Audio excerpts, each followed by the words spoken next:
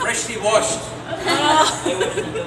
Yeah, it's been used many times, but it's freshly washed. Open it.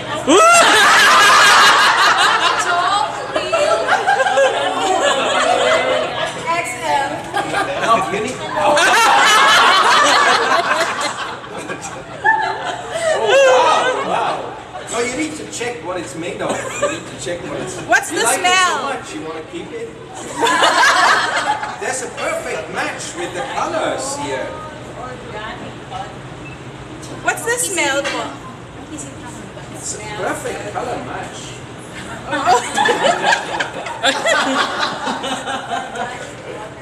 Organic cotton. The underwear is not made from normal cotton, it's made from organic cotton. Where do you get organic cotton? I'm not sure whether they are selling. You can source it from India. There's even a company that does the eco-friendly and socially responsible sourcing of the organic cotton. They even pay the farmers a little bit more. But this one I bought in Malaysia. It's a Malaysian. It's actually a Malaysian company where the parent. This is a very interesting business case study. The parents of the guy who runs the company now started an underwear company. But he was in the business of making a lot of underwear, normal underwear, with very small commercial margins. So the son decided he wants to do something different, help the planet, and he switched to ecological raw materials. Even my t-shirt here is made from organic cotton, but this one is Timberland, famous brand. And my trousers are certified to the Ecotex 100 standard. This is a standard that says there's no toxic chemicals in my trousers.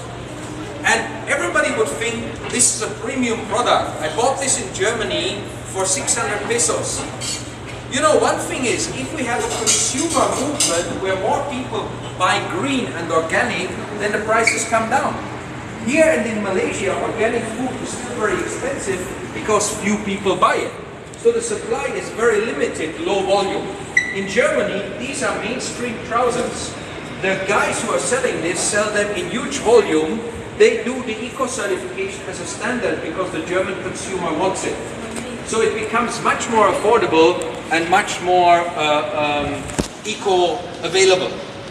You know, I mean, this is as well a green product, not just in the color green. This has got the natural ingredient, the tea tree, and one thing why I'm keen to work more with the DS company, Diana Stalder, because they're shifting increasingly now as well to organic products. So even on the personal hygiene side, we can choose products that are more in tune with Mother Nature than, you know, not doing it. So we as consumers have a huge power to help the planet. At the same time, with our environmental advocacy, we can actually be a positive change. Here is another tool that most of you are familiar with. This is the LED light, you know, at home. But even it was 4 years ago when my landlady called me when I had the low electricity bill. At that time I didn't have LED lights. I mean, LED lights have become very cheap the last 2 years. Yes. My main message is, you can be the change. Whether it's through the things you buy, whether it's through the food you eat. For example, the more green, the more vegetarian our diet is, the lower is the environmental impact. The highest carbon footprint has red meat. If you eat a lot of beef, you eat a lot of lamb, that has the highest environmental impact. The more you shift to a non-meat diet, the better it is for lowering our global environmental impact. Because cows need a lot of water, they need a lot of vegetarian input. We could, I think, feed, if I remember the statistics right, 15 times more people with a vegetarian diet than with a meat diet. And cows fart a lot. They produce a lot of methane. Methane has a higher global warming impact than carbon dioxide. But carbon dioxide we use as the unit of measurement. My book, I measured the carbon dioxide footprint. We call it footprint. The flight I used to come from Malaysia to here, I flew Cebu Pacific, Did you ever see that Cebu Pacific gives you the option to make your flight carbon neutral? No, I didn't know. Actually, one annoying thing with Cebu Pacific is you have to unclick so many boxes because they give you extra baggage, extra food, so you click, click, click to get rid of that extra cost. But the one thing they don't automatically click for you, check it next time, is you can make your flight carbon neutral and money goes to a tree planting project by WWF. So every time I fly Cebu Pacific, I do that. If I don't do it automatically with the airline, I became the #1 tree sponsor for NGO in Thailand just to make my flights carbon neutral. So in all areas of life, we can make a difference. As simple as having a pencil case like this one. This is my pencil case. You know, the Tetra pack, the drink pack, that we kind of throw away every day into the bin. It's got zero value when it's in the bin. You cut it open, you clean it, you fold it over, you put a zip on it, and suddenly you have a beautiful pencil case. We call this upcycling. Recycling is already out. The problem with recycling, I mean, we still do recycling, we have to do recycling, but the problem with recycling is if you can't get a good price for your goods, then it's difficult to have a sustainable business. This one is upcycling, something that has low or zero value. We make a small change and we have a higher value product. I have bags made from car tires. I have bags made from seat belts. I don't have them with me at the moment. Last week when I attended Al Gore's training, when he was in town, guess what are the 2 countries the most at threat from climate change? Philippines and, okay, let me get one more book.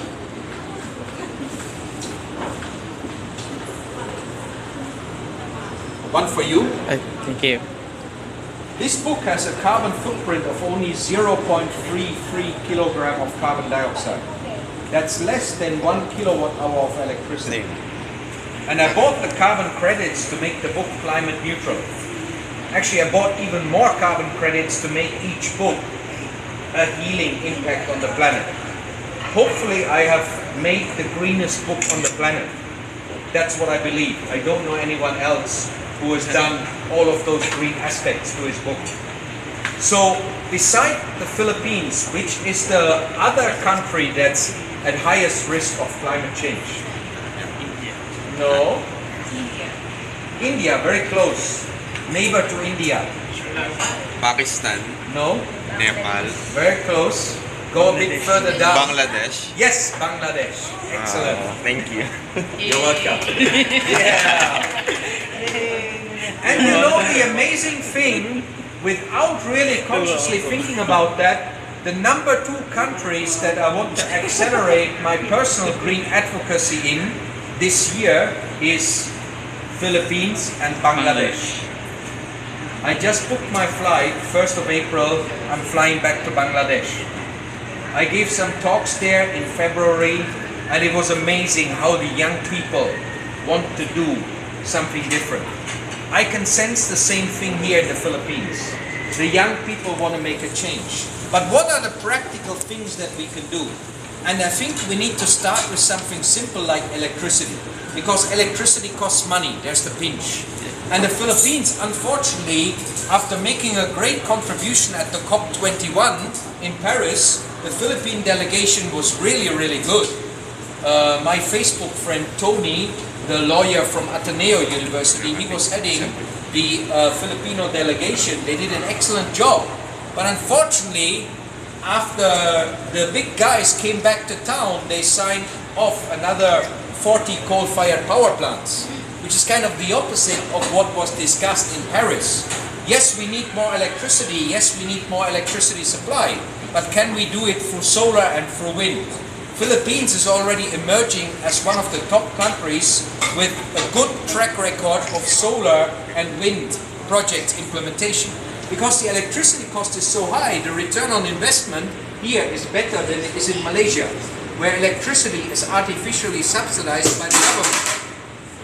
So the one thing that I would like everybody to start with is with your electricity bill at home. Can anyone reveal what's their electricity bill at home? 200 pesos. Wow, you're a green lady. Very good. Excellent. That's a very low electricity bill, actually. That is more or less the same much like, your electricity bill? my level. So you don't use aircon while you sleep. Inverter. Inverter aircon. Inverter. Much lower consumption. And only when very hot. Only when very hot, yeah. Another thing you can do is you can fix the temperature. Let's say 25 Celsius is usually Usually 30. 30. Oh wow, that's very high. That's why your consumption is so low. So that is an excellent example of somebody that has a very, very low consumption. Actually, when we think back, maybe in your youth, maybe you grew up somewhere in the province, most likely without the need for aircon. Now we live in the big cities with the concrete buildings. They get heated up by the sun during the day. The concrete wall stores the heat at night. My friend in Subic had a great idea. He put a metal frame around the wall that was heated up by the sun and grew those creeper plants. Once the creeper plants were fully grown, they provided the shade. So the temperature in his home dropped by 2 to 3 Celsius. Actually, in the book, I have a chapter on green home. The book is all about things you have control over and influence on. I talk about how we can green our life. I talk about how we can make our family more green, our home. My number one tip about the home is, before you buy or rent, next time you change your home, go there at 8 o'clock in the evening in hot countries like Philippines and Malaysia and check out what is the temperature.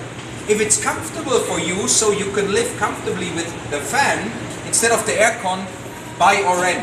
If it's too hot and you will only be comfortable with a lot of aircon, don't buy, don't rent. If we the consumers start voting with our money, then developers will change the way they build the homes. They will pay attention to make the homes cooler. So this is one of the best things that we can start with, focusing on energy consumption, how we can go green at home. The final chapters in my book are about the office, the company you work for, or if you're a businessman or woman, the company that you run and own. So I tried to give a lot of practical examples in the book about how we can heal the planet rather than damage the planet, and at the same time can benefit from it.